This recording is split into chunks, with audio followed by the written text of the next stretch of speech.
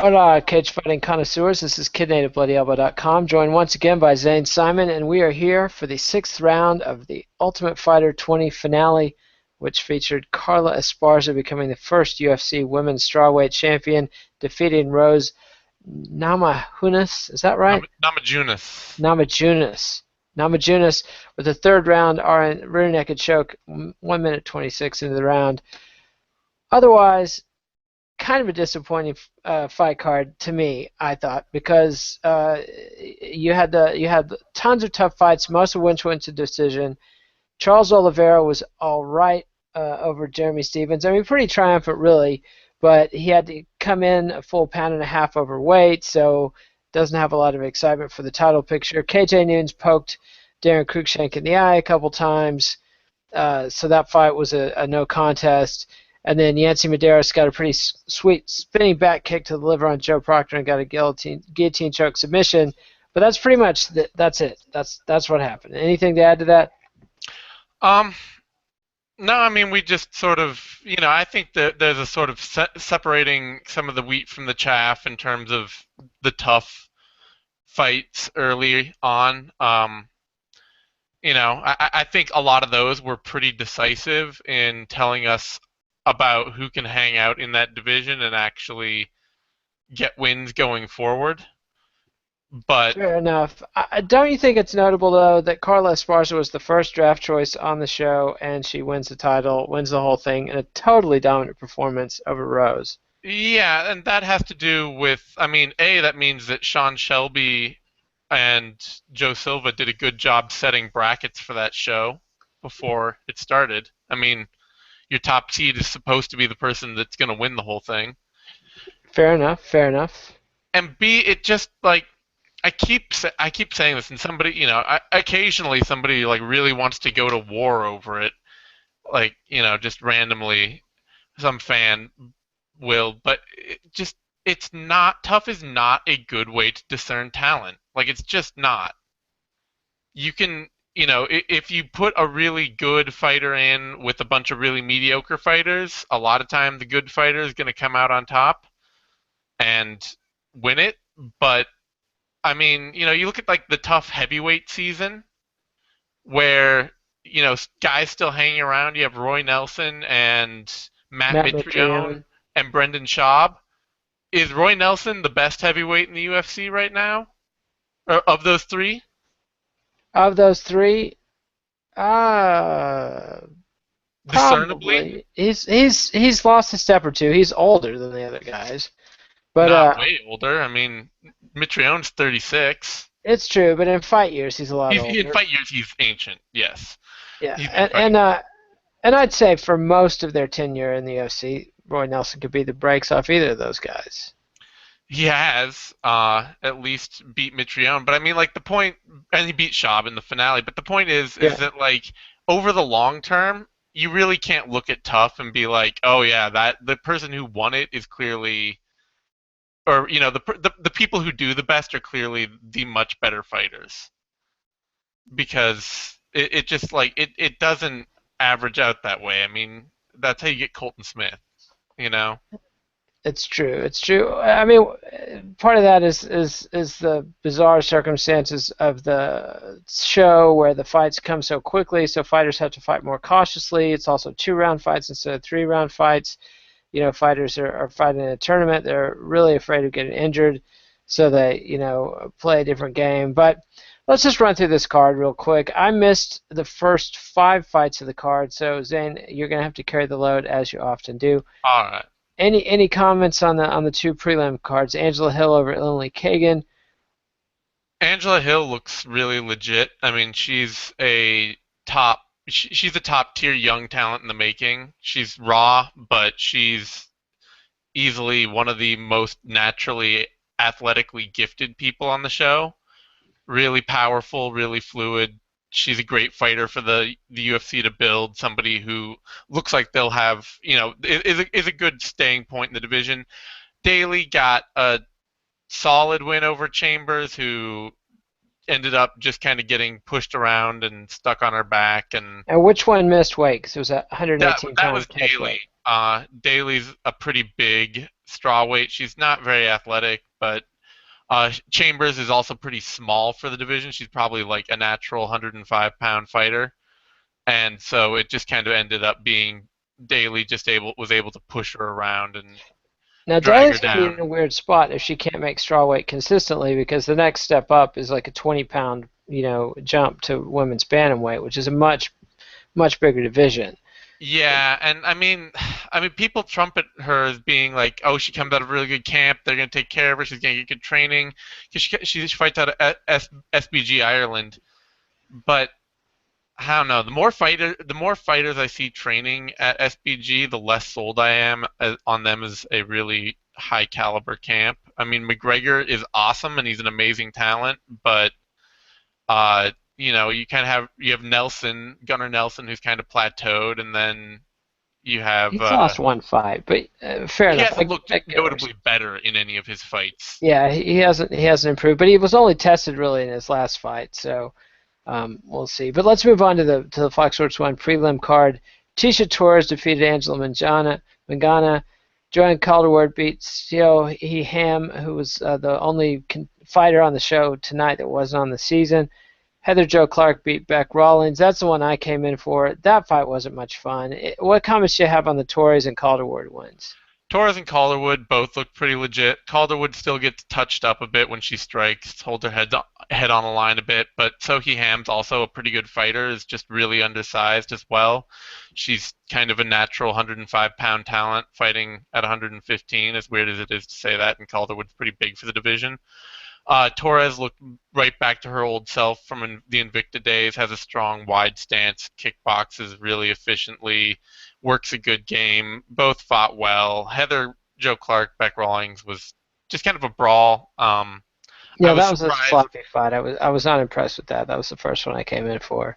Yeah, I was surprised Heather Clark won it, but Rawlings just kept going for those really low percentage head and arm throws and landing on the bottom, and that happens. Yeah, we saw a ton of hip tosses tonight. And then Felice Herrig submitted Lisa Ellis in the second round. I thought that was pretty impressive performance from Herrig. Ellis had some moments, had some top control position briefly, but pretty much all Herrig. Yeah, I mean, Herrick really played Ellis's game there to a shocking degree. Ellis is very dependent on fighters being willing to grapple with her to get wins. So Herrig really played right into that. I didn't think she would, but she won it in the end. And she's a solid fighter. She's never gonna be a contender or anything more than like an The division's action. so small. I don't know that you can say she's never going to be a contender. I mean, this Well, is this is a promotion that's booked some pretty unlikely title fights in the past yeah, year. okay. She could be a title contender in a Chael Sonnen sort of way of like putting it together late and suddenly, and being personable enough and saleable enough to make a run at the top of the division. But she has not to date shown the kind of potential to be a contender. Fair enough. Fair enough. If I could remember the name of the guy who fought Demetrius Johnson in his last bout, who was the guy? Chris Camozzi? Chris Camozzi, yes. Yeah, that's how Chris Carriazo, that's who Chris it is. Carriazo, there we go. That's who I see. That's the kind of title shot that I see Felice Herrig getting. Just a case of everybody else is hurt or everybody else has already lost, so let's throw her in the title shot. Yeah, Um, that could happen. but anyway, let's move on to the main card, also on Fox Sports One. Jessica Penne versus Ronda Marcos, split decision win. I was kind of leaning Marcos here. I was a little surprised that Penne won the Really? decision. I thought it was a really clear decision for Penne. I thought that she controlled the bulk of the first round almost entirely, and the bulk of the third round almost entirely, and Marcos had a really strong second frame, but I didn't see any good way that you could give the uh, the third to her. Yeah, I had Marcos win in the first, but very close. It was all basically positional control, no huge damage. But I don't know. Do you see either of these two being contenders? I mean, they were the runner-up semifinalists on the show. Penne's, well, she's been the Invicta Atomweight champ, and she looks like she's put on some muscle and improved her strength and conditioning.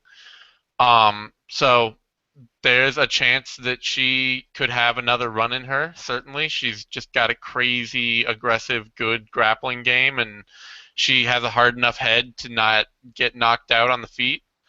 Um, Marcos is, I think she's a seriously talented, from an athletic point standpoint, she's seriously talented. Like, she when she was hitting Penne, she was throwing really hard, powerful strikes and throwing them pretty well.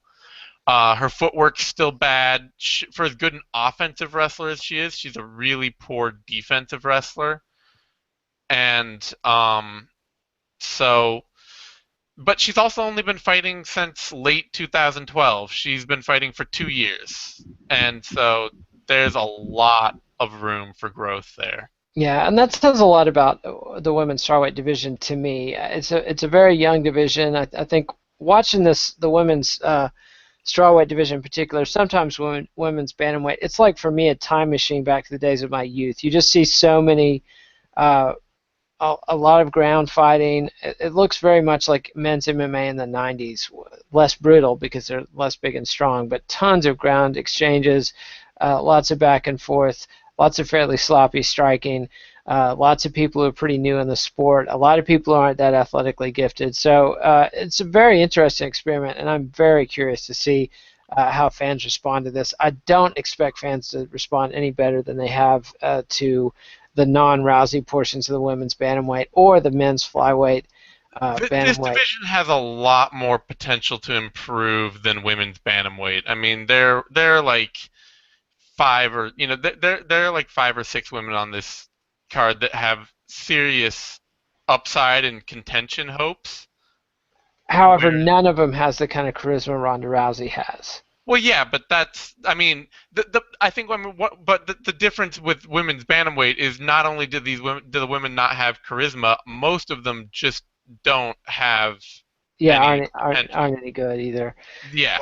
And but how? But I'll ask you this after we get to the title shot. But put this thought in your head before I forget it.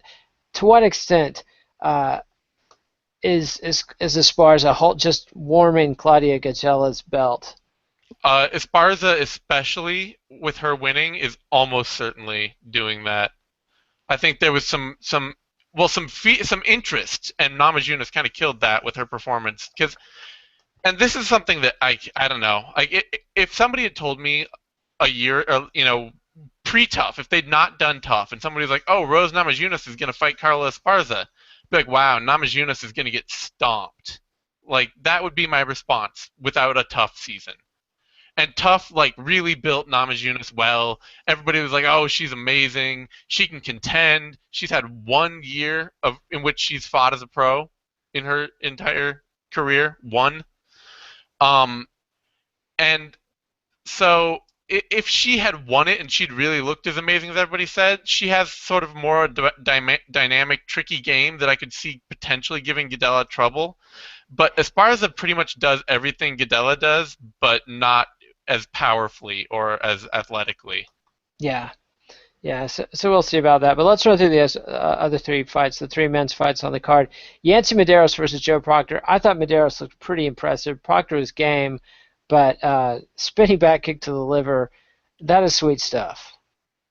Yeah, that was fantastic. I'm not I don't know. I'm not very high on Yancy Medeiros still. I think he did not look good up until he hit that, but I think he benefited a lot from the super tiny cage too, because he's way more powerful than Joe Proctor, and that was immediately apparent. Every strike he landed was big and powerful, and looked like it hurt. But Proctor was staying away, kind of moving and staying alert and outworking him, and Landing then some he got nice leg kicks. yeah, throwing a lot of nice leg kicks, and then he backed up and he did it. Just I went to a forearm guard, and Yancy Medeiros had been spamming that spinning back kick at him, and he just left himself wide open and took it full force. And that was nice, but it's kind of a weird ending to like a fight where one guy's not quite winning it and just kind of doing a bunch of low percentage stuff, and then suddenly it works. And Yeah, and that set the tone. well, that was a happy tone. But then the next fight, KJ Nunes and Darren Cruikshank, this is one I was really looking forward to Yeah. because you got basically a karate or taekwondo stylist in Cruikshank going up against a kickboxer with a heavy emphasis on boxing in KJ Nunes, and all he needed was a little Uriah Faber eye poke action and took Darren Cruikshank right out of it. Apparently, Cruikshank's eyelid is torn and he's going to have surgery tomorrow. Not, So not his that's eyelid, his tear duct. this tear duct. Jesus. Yeah, Yeah, that is nasty. it is. Ouch. So condolences to Darren Cruikshank. Best wishes for a speedy recovery. That cannot be a fun surgery to go through. And otherwise, I mean, they were. It was one of those fights where it was kind of awkward. Neither guy was really finding his range. Nunes looked heavy to me and slow. Yeah, Nunes. I mean, this was a fight, and the eye poke plays a part in this. You can either say, well, Nunes reached into the Uriah Faber bag of crafty veteran tricks and poked his opponent in the eye when he was losing, or Twice, I might add. twice, or because he's getting older and slower, he's getting sloppier. Like Yeah. that's because it's just one of those things that, and I mean, it's been part of his style for a long time. Nunes has had a style that leaves him open to poking his opponents in the eyes. He tends to have his hands open in his opponent's face a lot, trying to disguise his punches behind them. But I think there was a serious speed discrepancy going on there, and I mean a lot of it too. Like I say, this tiny cage I think was really helping a guy like Nunes just keep Crookshank inside. Yeah, So it's hard for Cruikshank to get a spinning game off, in that small cage. Although I prefer the small cage, especially with when you got these tiny strawweight fighters. You don't want to see them in the big yeah, 32-foot cage, just lost at sea. But a bummer fight for Nunes and Cruikshank, and big bummer for Cruikshank. I don't know. I have no idea how long it takes for a tear duct to heal. no, That'd be that's extremely terrible. painful. And then the Oliveira Jeremy Stevens fight, also disappointing because Oliveira totally dominated Stevens, and yet since he missed weight and he's struggled with weight at featherweight, hard to get that excited about his title prospects. Well, and because he made the last round as ugly as possible. And let's remember, oh wait, no, that was He Escudero who tried to missed start weight. it with a big hug. He did try to start it with a big hug. Jeremy Um, Stevens didn't seem too into that. no, he didn't. Yeah, Oliveira has missed weight twice now. Um, he's probably struggled at least one other time, but he like that was a weird fight, and it feels like Jeremy Stevens bull rushed in early, got caught up in a submission grappling game. He just kind of dove in on Oliveira, chased him to the ground, got caught up in a submission grappling game. By the end of the first round, he was exhausted and did not fight well the rest of the fight. He was able to turn it on late as Oliveira just became, I don't know, overconfident, less risk averse or more risk Really averse. fell in love with his butt scoot, and Yeah, invited possibly Stevens. tired himself.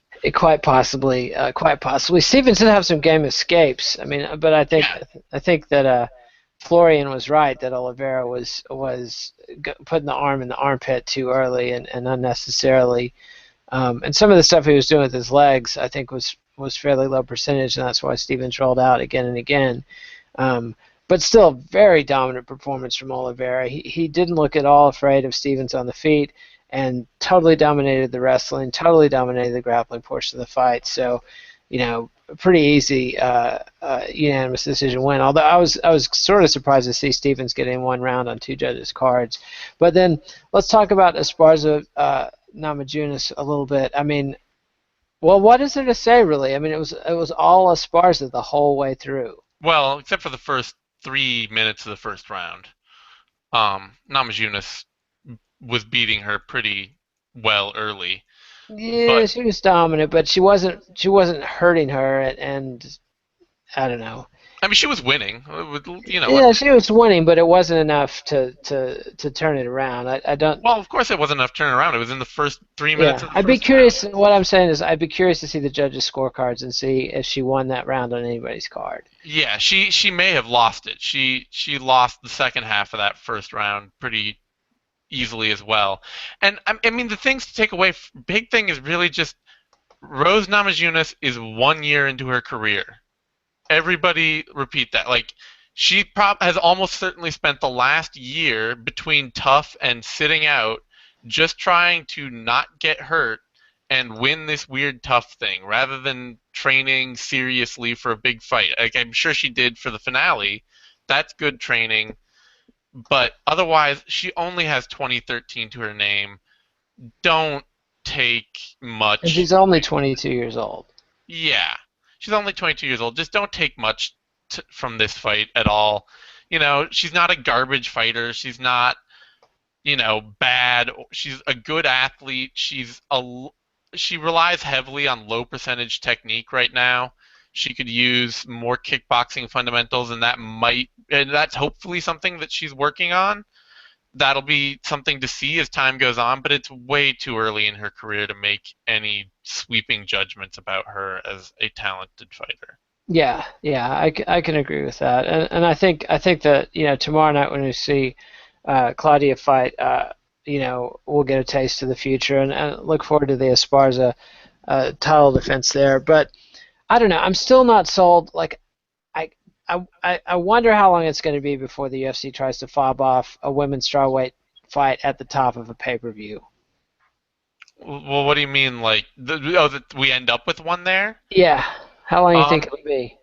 I don't know. It'll depend on how. I The mean, they dog haven't done days that of with Ronda June Rousey 2015? yet.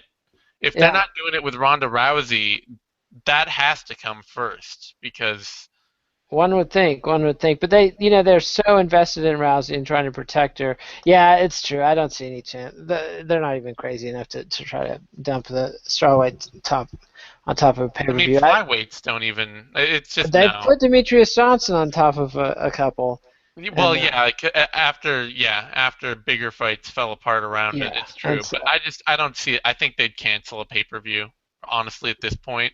quite possibly, quite possibly. Although when you cancel a pay-per-view and then you have other fights drop out, you end up like you did this year, where you canceled, what was it, UFC Six, I 179, think. 76, yeah, 76. 176. And then you have to go ahead with the flyweights. Anyway, well, any final thoughts on this card before we call it a night? It to me at least it did what it needed to do, which is give this division a kick out the door and finally get it started. Um, it's otherwise, yeah. I mean, you either are gonna like it or you're not, because it was basically one big card of all the same thing, Yeah, and then three men's lightweight fights, or two lightweights and a featherweight fight in the middle that were actually, it was a catchweight, so technically it was a lightweight fight. Three men's lightweight fights in the middle that none of which were amazingly. no, none of which featured really star power, and none of which were really all that great. So, yeah, so kind of a meh card, 2.5, 3 stars probably out of 5 in my book. Well, I guess that's all we got to say. We'll be back tomorrow night for UFC on Fox 13. Hopefully that will be a much better card with Junior Dos Santos and Stipe Miocic fighting for heavyweight contention on the top of that card. So we'll be back tomorrow night, guys, and adios MMA aficionados. Thanks a lot, Zane. And a problem, man.